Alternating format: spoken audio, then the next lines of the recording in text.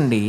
ఒక చలనచిత్రంలో కథానాయకుడైనటువంటి వ్యక్తి కొన్ని వందల రూపాయల విలువ చేసేటటువంటి బూటు వేసుకోనటువంటి వాడు, కొన్ని వేల రూపాయల ఖరీదైనటువంటి బట్టలు కట్టుకోనివాడు, ప్యాంటు షర్టు సినిమాలో టక్ చేసుకుని టై కట్టుకోనివాడు, ఒక్కచోట కూడా యుద్ధం చెయ్యనివాడు, మొట్టమొదటి సన్నివేశంలోనే గంభీరంగా నడిచి వెడుతూ గోదావరిలో స్నానం చేసి కన్నాలు పడిన చింకి పంచెని ఆరేసుకున్నవాడు కథానాయకుడిగా చలనచిత్రం నిర్మించాలంటే, దర్శకత్వం వహించాలంటే ఎన్ని గుండెలుండాలి, వాళ్ళకి సంస్కృతి మీద ఎంత నమ్మకం ఉండాలి.